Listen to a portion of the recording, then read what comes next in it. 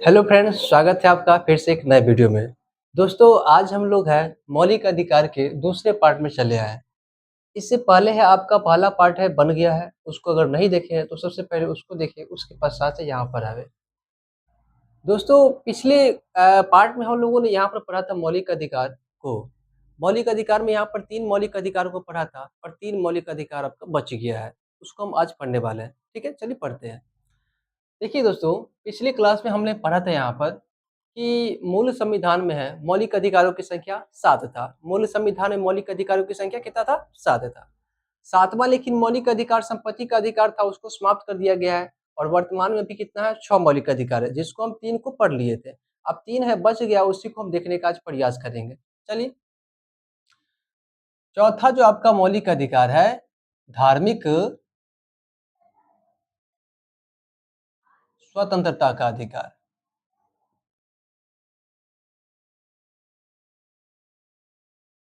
धार्मिक स्वतंत्रता का अधिकार, जिसका वर्णन है भारतीय संविधान के अनुच्छेद 25 से लेकर के 28 में मिलता है, जो कि हमने पिछले क्लास में भी पढ़ा था। यानी 25 से लेकर के 28 में जो भी यहाँ पर बात कहा गया होगा अनुच्छेद में, वह सब है धार्मिक स्वतंत्रता से संबंधित है, धर्म से संबंधित होगा और धर्म को लेकर के छूट से संबंधित होगा, कुछ अधिकार होगा।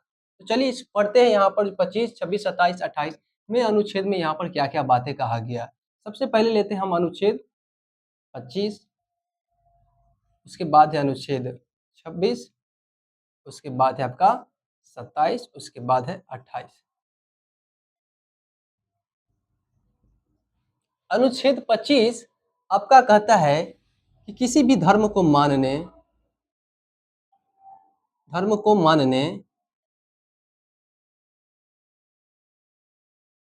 तथा प्रचार प्रसार करने का अधिकार।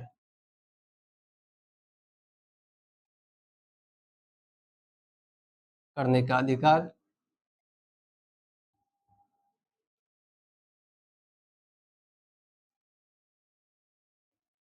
देखिए दोस्तों, हमारे देश में है बहुत सारे लोग हैं और वे किसी न किसी धर्म से बंधे हुए हैं।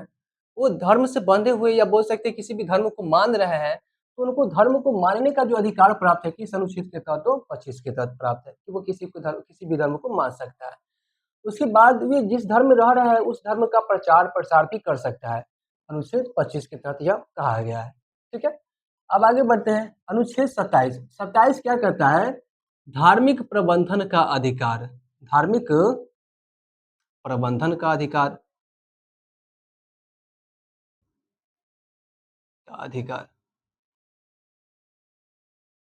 इसको थोड़ा सा हम समझते हैं कि धार्मिक प्रबंधन का अधिकार क्या है। देखिए दोस्तों, जिस धर्म में आप रह रहे हैं उस धर्म के प्रचार प्रसार करने के लिए यहाँ पर आपको छूट दिया गया है भारतीय संविधान के द्वारा। और अनुच्छेद 26 में क्या कहा गया? धार्मिक प्रबंधन का अधिकार, यानी आप जिस धर्म में रह रहे हैं उस धर्म में यहाँ पर डोनेशन दे सकते हैं, चंदा दे सकते हैं उस धर्म को बढ़ावा देने के लिए। और 27 में यही कहता है धार्मिक संपोषण का अधिकार। धार्मिक संपोषण का अधिकार।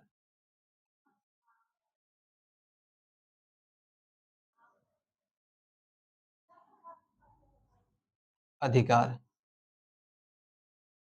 ठीक है, इस दोनों का संबंध है, आपस में मिलता है।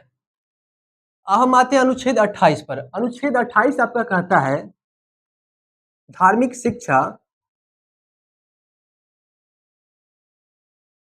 धार्मिक शिक्षा तथा धार्मिक स्थान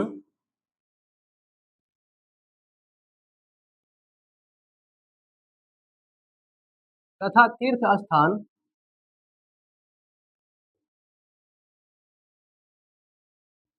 में भाग लेने का अधिकार।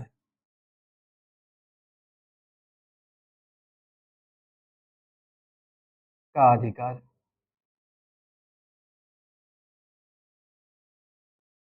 अनुच्छेद 28 क्या कहता है कि आप जिस भी धर्म में रह रहे हैं उस धर्म का यहाँ पर शिक्षा ले सकते हैं, शिक्षा ले सकते हैं। उसके बाद धार्मिक स्थान, यानी कोई भी मतलब यहाँ पर तीर्थ स्थल हो गया या धार्मिक स्थान हो गया, वहां पर आपको मतलब यहाँ पर जाने का यह अधिकार देता है, अनुच्छेद 28 देता है। ठीक है, चलिए इसको थोड़ा-सा हम रिकॉल करते हैं। अनुच्छेद सॉरी चौथा मौलिक अधिकार क्या है? धार्मिक स्वतंत्रता का अधिकार। धार्मिक स्वतंत्रता के अधिकार का वर्णन है अनुच्छेद 25 से लेकर के 28 के मध्य में किया गया है।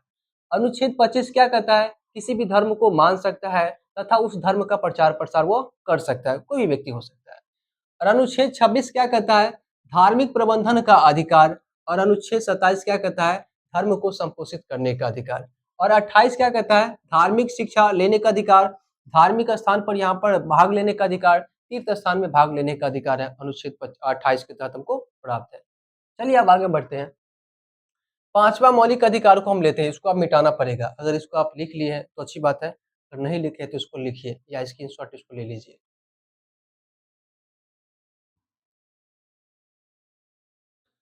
ठीक है दोस्तों, अब हम इसको मिटा देते हैं।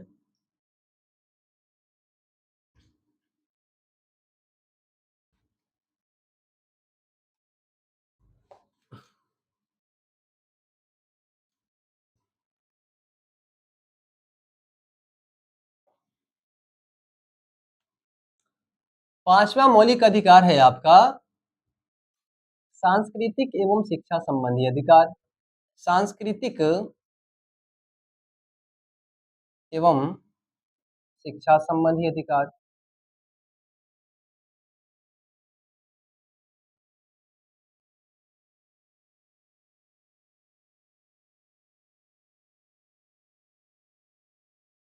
और इसका वर्णन है भारतीय संविधान के अनुच्छेद 29 और 30 के मध्य में किया गया है। अब इसको हम पढ़ते हैं थोड़ा सा, ठीक है।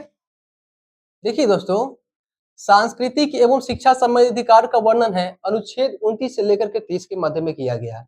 और यहाँ पर आप एक नोट लिखिए कि सांस्कृतिक एवं शिक्षा संबंधी अधिकार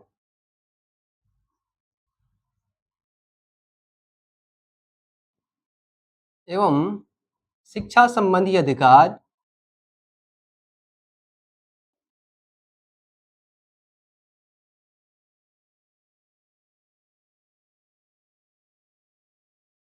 केवल अल्पसंख्यकों को ही दिया गया है।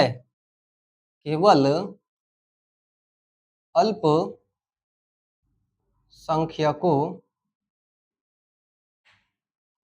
को ही दिया गया है।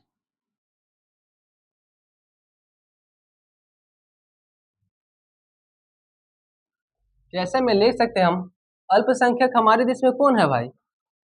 बौद्ध है, जैन है, सिख है, पारसी है, इस्लाम है, आदि हो जाएगा। ठीक है, बहुत सारे धर्म हैं जो कि मतलब यहाँ पर माइनॉरिटी में होगा, उसी को सिर्फ और सिर्फ यहाँ पर सांस्कृतिक एवं शिक्षा संबंधी अधिकार दिया गया है। ठीक है, अब हम बढ़ते आगे। अनुच्छेद 29 और 30 में इसका वर्णन है, यानी 29 और 30 में कुछ कहा गया होगा, उसी को पढ़ते हैं। अनुच्छेद 29 आपका क्या कहता है? अल्पसंख्यकों के अल्पसंख्यकों के हितों का संरक्षण, हितों का संरक्षण। दोस्तों, सांस्कृतिक एवं शिक्षा संबंधी अधिकार, संस्कृति में शिक्षा संबंधी अधिकार का वर्णन है अनुच्छेद 29 से लेकर के 30 के माध्यम में किया गया है। उसके बाद यहाँ पर नोट में क्या है? संस्कृति में शिक्षा संबंधी अधिकार है केवल अल्पसंख्यकों को ही दिया गया है। और भारत में अल्पसंख्यक कौन है? बौद्ध है, जैन है, सिख है, पारसी है, इस्लाम है, यह सब आदि धर्म आते हैं इसमें। उसके बाद यहाँ पर हम बढ़े अनुच्छेद 29। अनुच्छेद 29 क्या कहता है? अल्पसंख्यकों के हितों का संरक्षण, यानी ये सब जो हो गए अल्पसंख्यक, इसके हितों का संरक्षण है किस अनुच्छेद में मिलता है? तो अनुच्छेद 29 से मिलता है। और अनुच्छेद 30 क्या कहता है? अल्पसंख्यकों के अल्पसंख्यकों के शिक्षा संबंधी अधिकार का संरक्षण, शिक्षा संबंधी अधिकार का संरक्षण।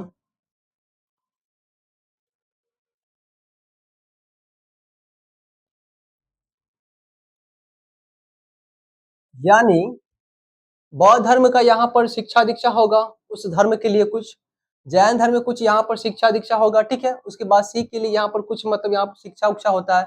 पारसी इस्लाम में यहाँ पर बहुत सारे मतलब शिक्षा होते हैं। तो उन सभी के शिक्षाओं को यहाँ पर संरक्षण दिया गया, अनुच्छेद 30 के तहत दिया गया है, ठीक है, 30 के तहत दिया गया है, ठीक है। आगे बढ़ते हैं हम लोग। अब हम यहाँ पर चले आते हैं छठे मौलिक अधिकार पर। अब इसको हमको मिटाना होगा। इसको आप लिख लिए तो अच्छी बात है, अगर नहीं लिखे हैं तो लिखिए या इसका स्क्रीनशॉट ले लीजिए, इसको हमको मिटाना पड़ेगा। अब छठे मौलिक अधिकार पर हम आते हैं।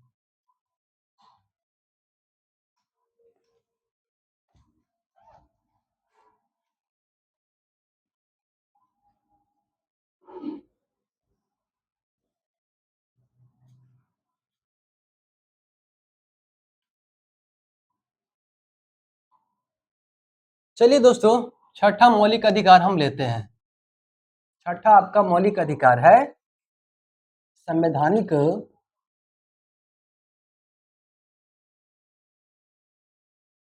उपचारों का अधिकार।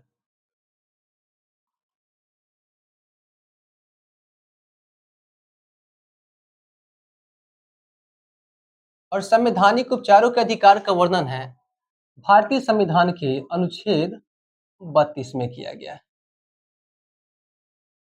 अनुच्छेद 32 में कहा गया किया गया है। देखिए दोस्तों, ये छठा मौलिक अधिकार है संवैधानिक उपचारों का अधिकार। ये सबसे बेस्ट यहाँ पर हम मान सकते हैं इसको मौलिक अधिकार में, या पूरे संविधान में जो सबसे बेस्ट वाला जो मतलब पार्ट होता है अनुच्छेद का, ये मतलब 32 ही अनुच्छेद होता है। इसमें क्या कहा गया है इसको थोड़ा सा हम समझते हैं। हमने जितना भी मौलिक अधिकार पढ़े हैं ना, उन सभी को यह संरक्षण देता है संवैधानिक औपचारिक अधिकार, उपचारों का अधिकार अनुच्छेद 32 के तहत। देखिए क्या है कि जैसे हमको पहले हम पढ़े थे यहाँ पर समता या समानता का अधिकार,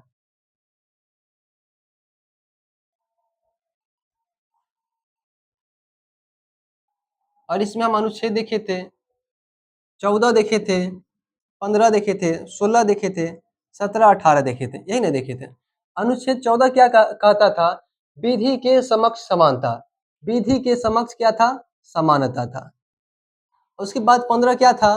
धर्म, जाति, लिंग,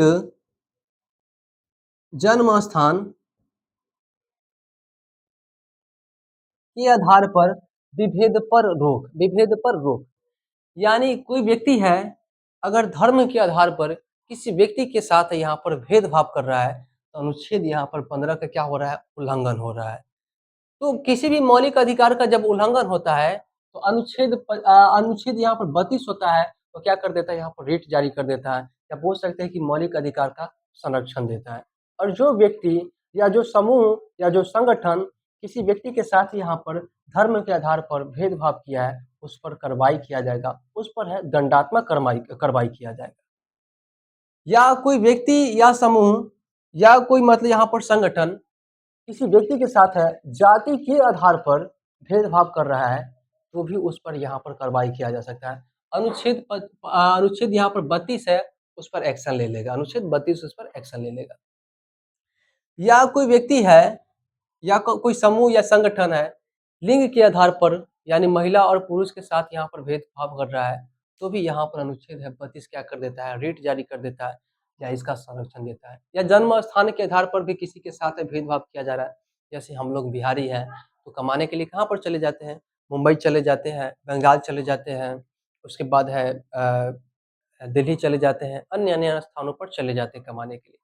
वहाँ पर आप गए, उसके बाद जन्म के स्थान पर यानी कहा कि आप बिहारी हैं और भेदभाव आपके साथ करने लगा, तो भी आप यहाँ पर जा सकते हैं, हाई कोर्ट जा सकते हैं, सर्वोच्च न्यायालय जा सकते हैं, उस व्यक्ति के खिलाफ में, या वह संगठन जो आपके साथ भेदभाव किया है, या मतलब कोई समूह है आपके साथ भेदभाव किया, उसके उसके खिलाफ में जा सकते हैं, आप यहाँ पर न्यायालय तक जा सकते हैं, और उसके बाद उस पर है कार्रवाई होगा। बहुत ही कठोर कार्रवाई होता है मौलिक अधिकार के हनन करने वाले पर, ठीक है।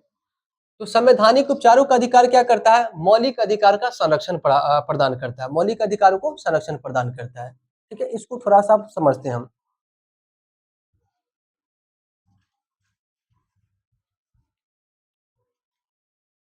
जितने भी मौलिक अधिकार पढ़े हैं, 6 प्रकार के मौलिक अधिकार, उसमें से किसी भी प्रकार के मौलिक अधिकार है पूर्ति नहीं हो रहा है, या उसका हनन किया जा रहा है किसी व्यक्ति, समूह या संगठन के द्वारा, उस व्यक्ति समूह या संगठन से हम संगठन पर हम यहाँ पर कार्रवाई कर सकते हैं, जिस भी व्यक्ति के साथ यहाँ पर भेदभाव किया जा रहा है और डायरेक्ट यहाँ पर सर्वोच्च न्यायालय या उच्च न्यायालय की ओर जा सकता है, रुख कर सकता है, उस व्यक्ति, संगठन या समूह के खिलाफ में। नोट में यहाँ पर हम लिखेंगे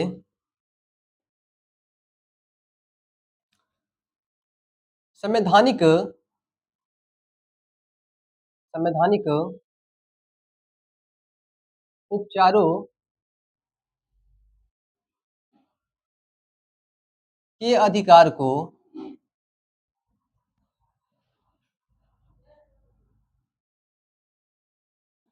बाबा साहेब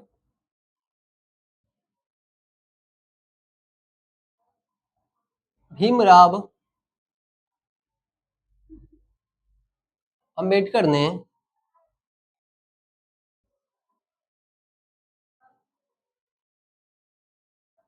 भारतीय संविधान की आत्मा कहा है।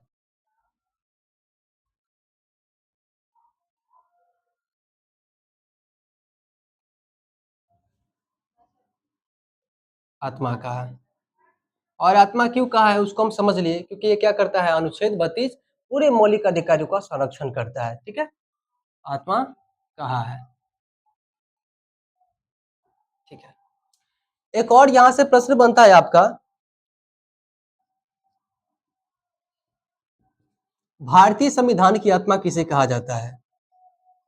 भारतीय संविधान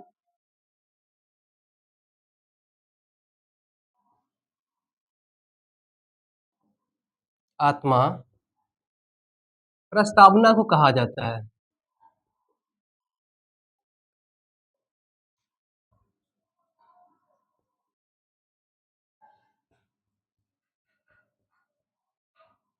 अगर ऐसा प्रश्न बन जाता है तो आप कंफ्यूज नहीं होइएगा, क्योंकि भारतीय संविधान की आत्मा पूछेगा तो डायरेक्ट यहाँ पर प्रस्तावना को मारना है, लेकिन इसमें पूछ देगा कि भीमराव अंबेडकर के मुताबिक भारतीय संविधान की आत्मा किसे कहा जाता है, वह हो जाएगा आपका संवैधानिक उपचारों के अधिकार, या बोल सकते हैं कि अनुच्छेद 32 को कहा गया है।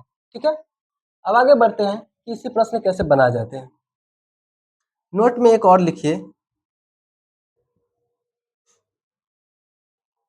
मौलिक अधिकार, मौलिक अधिकार का हनन होने पर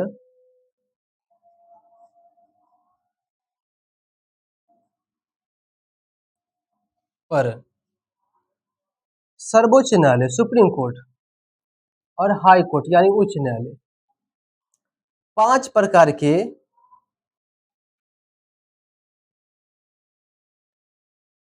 रीट जारी करता है।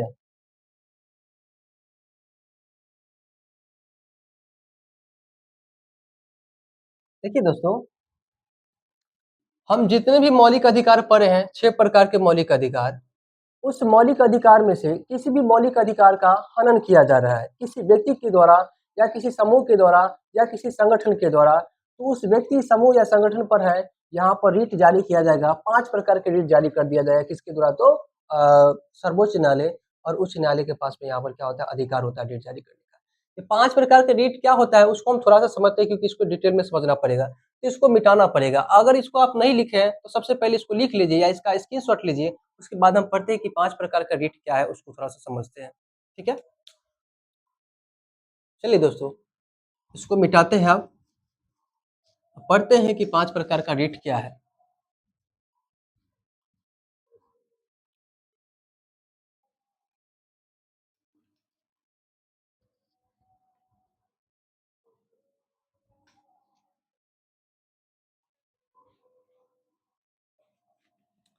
सबसे पहले तो यहाँ पर प्रश्न यही बना जाएगा कि अनुच्छेद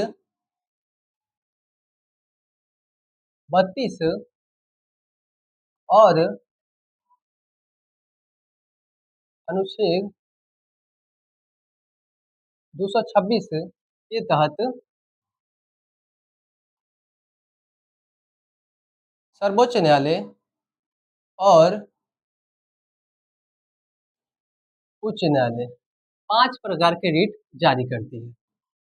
5 प्रकार की रीट जारी करता है। मौलिक अधिकार के हनन होने पर। पहला जो आपका रीट है, बंदी प्रत्यक्षीकरण। प्रत्यक्षीकरण।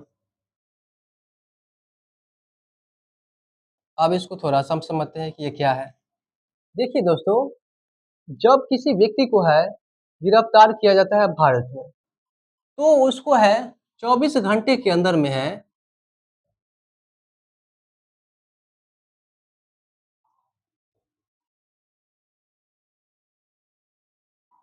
नज़दीकी न्यायालय में पेश करना होता है।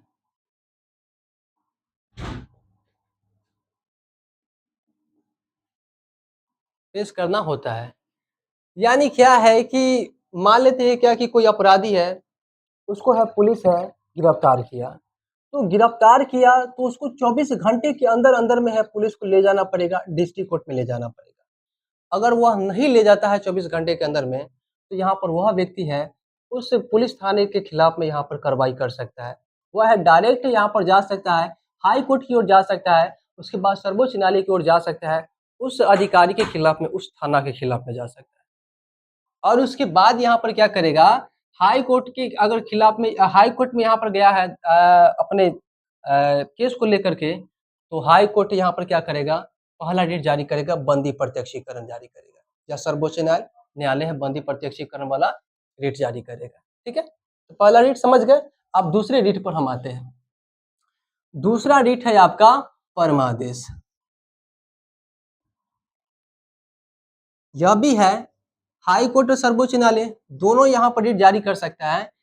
इस रीट के तहत क्या कहता है हाई कोर्ट और सर्वोच्च न्यायालय कि हम आदेश देते हैं। वह है वरीय अधिकारी जो अपने कार्यों का निर्वहन अच्छे ढंग से नहीं कर रहा है, तो वे अपने कार्यों का निर्वहन अच्छे ढंग से करे। जैसे भारत में यहाँ पर एक पद है कैग। ये क्या है, वरीय अधिकारी होता है। क्या है, कैग। ये वरीय अधिकारी होता है। अब इसका काम क्या होता है कि केंद्र और राज्य के बीच में यहाँ पर पैसा जितना खर्च किया गया है साल भर में, उसका लेखा जोखा करना। और इसका जो अधिकारी है, अभी वर्तमान समय मान लेते हैं क्या कि अच्छा से काम नहीं कर रहा था, जिसके चलते यहाँ पर रिट जारी करेगा कौन, सर्वोच्च न्यायालय। अगर केंद्र में यहाँ पर रिपोर्ट नहीं जारी कर रहा है या केंद्र में अच्छा कार्य नहीं कर रहा है, तब अगर राज्य में यहाँ पर जारी करेगा तो कौन करेगा, तो हाई कोर्ट जारी करेगा और कहेगा कैग अधिकारी को कि आप है अपने कार्यों का अच्छे से निर्वहन नहीं कर रहे हैं। आप है यहाँ पर राज्य सरकार से लेखा जोखा करिए कि साल भर में कितना पैसा खर्चा किया गया, लिखित रूप से, उसके बाद मौखिक रूप से भी लीजिए, उसके बाद रिपोर्ट बनाइए, जल्द से पेश करिए। ठीक उसी प्रकार से यहाँ पर सर्वोच्च न्यायालय भी केंद्र से पूछेगा कि आप अपने कार्यों का अच्छे ढंग से निर्वहन नहीं कर रहे हैं। अब जल्द से जल्द यहाँ पर रिपोर्ट बनाइए सालाना, जो मतलब यहाँ पर खर्च किया गया केंद्र सरकार के द्वारा, उसके बाद पेश करिए यहाँ पर संसद में।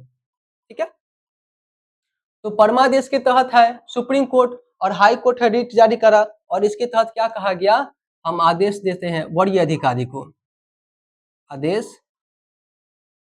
देते हैं वरीय अधिकारी को।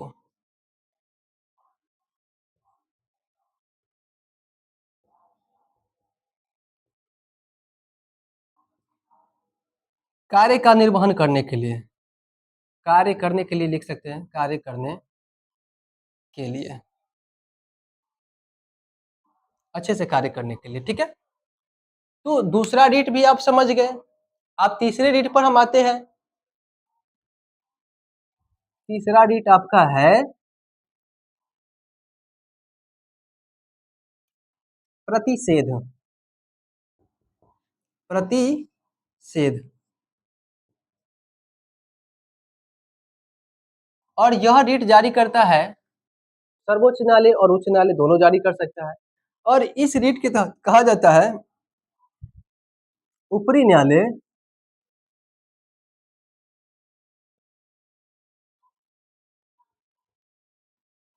निचले न्यायालय पर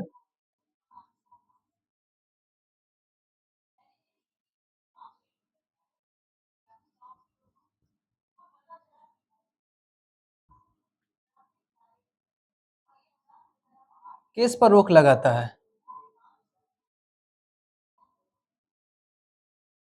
रोक लगाता है।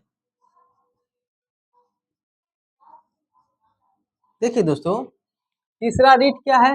प्रतिषेध। इसके तहत क्या होता है, ऊपरी न्यायालय निचले न्यायालय पर किसी प्रकार का केस चल रहा होता है, उस पर रोक लगा देता है। रोक क्यों लगाता है, इसको थोड़ा सा समझते हैं। ऊपरी न्यायालय क्या होगा? सर्वोच्च न्यायालय। इससे नीचे क्या होगा? हाई कोर्ट होगा। और इससे नीचे क्या होगा? डिस्ट्रिक्ट कोर्ट होगा।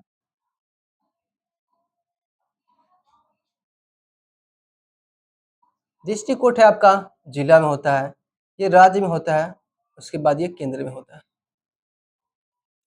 देखिए दोस्तों, मान लेते हैं क्या कि डिस्ट्रिक्ट कोर्ट में कोई है केस को सुलझाया जा रहा है, लेकिन जो केस को सुलझाया जा रहा है वह डिस्ट्रिक्ट कोर्ट के अधीन में नहीं है, उसके कार्य क्षेत्र का नहीं है। इसलिए जब ये पता चलता है हाई कोर्ट को कि यह है उस केस को लेकर के सॉल्व कर रहा है, उस केस पर कार्रवाई कर रहा है जो इसके अधिकार क्षेत्र में आता ही नहीं है, तो यहाँ पर क्या करता है, हाई कोर्ट यहाँ पर एक रिट जारी करेगा। वह रिट जारी करेगा क्या? प्रतिषेध। और उसके तहत डिस्ट्रिक्ट कोर्ट में जो यहाँ पर कार्रवाई चल रहा था उसको रोक लगा देगा। ठीक है। ठीक इसी प्रकार से सर्वोच्च न्यायालय क्या करेगा, वह कार्रवाई जो यहाँ पर हाई कोर्ट में चल रहा है जो कि इसके अधिकार क्षेत्र में नहीं है, तो यहाँ पर एक रिट जारी करेगा प्रतिषेध और कहेगा कि यह जो केस चल रहा है आपके यहाँ पर न्यायालय में, यह आपके अधिकार क्षेत्र में नहीं है, इसलिए इसको आप क्या करिए, रोकिए, स्थगित करिए। उसके बाद क्या कर देता है, इस पर रोक लगा देता है। ठीक है। तो तीसरा यहाँ पर रिट क्या है? प्रतिषेध। इसके तहत यहाँ पर क्या किया जाता है, ऊपरी न्यायालय निचले न्यायालय पर किसी केस पर है रोक लगा देता है। अब हम आते हैं चौथा यहाँ पर रिट पर आते हैं। चौथा आपका रिट है उत्प्रेषण। क्या है जी? उत्प्रेषण।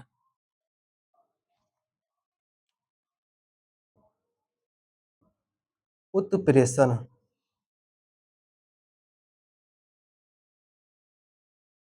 और इसके तहत क्या करा जाता है, लंबित मुकदमे को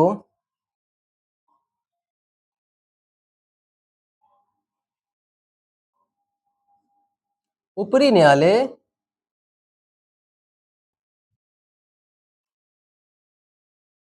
ले लेता है। ले लेता है। देखिए दोस्तों, क्या पर है, उत्प्रेषण रिट जारी किया जाता है और इसके तहत क्या किया जाता है, लंबित मुकदमे को है ऊपरी न्यायालय है अपने अंदर में ले लेता है। यानी हमारे देश में न्याय देने वाली व्यवस्था को न्यायपालिका कहा जाता है, और सबसे जो निचली जो न्यायपालिका है क्या है, डिस्ट्रिक्ट कोर्ट है, जो कि आपका जिला में देखने को मिलता है। और इससे ऊपर क्या होता है, हाई कोर्ट। और यह कहाँ पर देखने को मिलता है, राज्य में। और इसके ऊपर क्या होता है, सर्वोच्च न्यायालय होता है। और यह कहाँ पर देखने को मिलता है, केंद्र में देखने को मिलता है। लेकिन क्या है कि डिस्ट्रिक्ट कोर्ट में कोई केस है चल रहा था और ये बहुत ज्यादा समय है खींच लेता है, जिसके चलते यहाँ पर हाई कोर्ट क्या कहते हैं कि यह लंबित मुकदमा है, आपके यहाँ पर अधिकार क्षेत्र में तो है, लेकिन ये बहुत समय खींच रहा है, ये बहुत ज्यादा क्रिटिकल हो गया है, इसलिए इसको क्या करिए, आप मेरे अंदर में दे दीजिए। और सैकड़ों की संख्या में डिस्ट्रिक्ट कोर्ट है, बहुत सारे मुकदमों को है हाई कोर्ट की ओर में यहाँ पर ट्रांसफर कर देता है, क्योंकि उलझता रहता है बहुत ज्यादा, इसलिए भेज देता है वहां पर। ठीक है। ठीक इसी प्रकार से यहाँ पर क्या किया जाता है, सर्वोच्च न्यायालय उच्च न्यायालय से बहुत सारे यहाँ पर केस को है अपने अंदर में ले लेता है, क्योंकि ये कहते हैं क्या है कि आपके अधिकार क्षेत्र में तो आता है, लेकिन ये बहुत ज्यादा समय खींच रहा है और ये बहुत यहाँ पर क्रिटिकल कंडीशन यहाँ पर हो रही है, तो उच्च न्यायालय है यहाँ पर क्या कर देता है, बहुत सारे केस को है सर्वोच्च न्यायालय के यहाँ पर ट्रांसफर कर देता है। ठीक है। तो उत्प्रेषण के तहत क्या होता है कि ऊपरी न्यायालय है निचले न्यायालय से बहुत सारे केस को है अपने अंदर में ले लेता है, वहां पर सुलझाने लगता है। ठीक है। अब लास्ट यहाँ पर हम लेते हैं रीट, पांचवा रीट। और पांचवा रीट क्या है, अधिकार परीक्षा लेखन। अधिकार परीक्षा लेखन।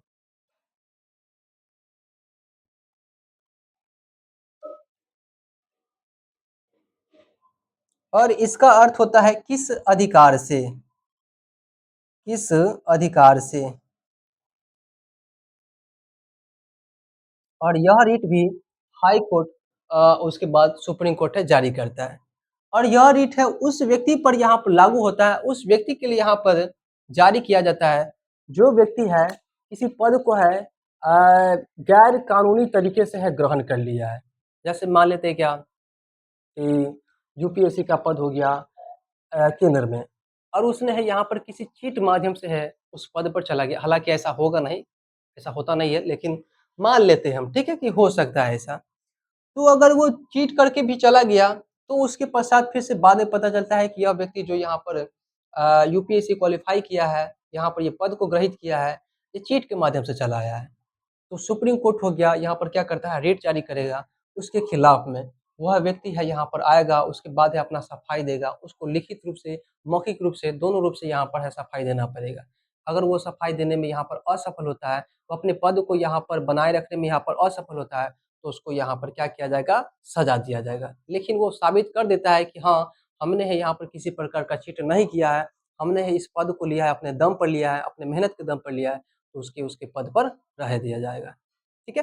ठीक इसी प्रकार से हम राज्य में चलें, राज्य में भी किसी प्रकार के चीट के माध्यम से कोई व्यक्ति है, पीसीएस क्वालीफाई कर गया है या किसी पद को ग्रहित कर लिया है, तो उसके खिलाफ यहाँ पर क्या कर देगा, हाई कोर्ट रिट जारी कर देगा और उसके बाद उससे पूछेगा मौखिक रूप से, लिखित रूप से कि आपने इस पद को कैसे हासिल करा है। उसके बाद उस व्यक्ति को है मौखिक रूप से, उसके बाद लिखित रूप से भी जानकारी देना पड़ेगा कि हमने इस पद को है कैसे ग्रहित करा है। अगर वो मतलब यहाँ पर साबित हो जाता है कि हाँ, कि हमने इस पद को ग्रहण किया है, अपने दम पर किया है, तो उसके बाद उसको है ज़्यादा यहाँ पर टॉर्चर नहीं किया जाएगा, उसको छोड़ दिया जाएगा, उसके पद पर रहने दिया जाएगा। अगर वो सफाई देने में यहाँ पर असफल होता है, असमर्थ होता है, तो उसके बाद है उस पर कार्रवाई होता है, उसको यहाँ पर दंड दिया जाता है, उसको यहाँ पर सज़ा सुनाया जाता है। ठीक है? तो दोस्तों, आज हमने मौलिक अधिकार के बचे हुए 3 पार्ट्स को देख लिया। अब अनुच्छेद यहाँ पर अब बच गया है आपका 33, 34, 35। इस तीनों को हम पिछले क्लास आगे वाले क्लास में पढ़ेंगे। फिलहाल के लिए इतना ही हम रहने देते हैं, अब आगे हम पढ़ेंगे। दोस्तों, इसको जाने से पहले थोड़ा-सा हम यहाँ पे एक बात कहेंगे कि अगर आपको अच्छा लगता है तो वीडियो को लाइक करें, शेयर करें, सब्सक्राइब करें, क्योंकि पढ़े ऐसे कि पढ़ा सकें, उसके बाद पढ़े ऐसे कि दोबारा भी पढ़ने के नौबत नहीं आना चाहिए। ठीक है? तो आज के लिए इतना ही रहने देते हैं। धन्यवाद, नमस्कार, जय हिंद, जय भारत।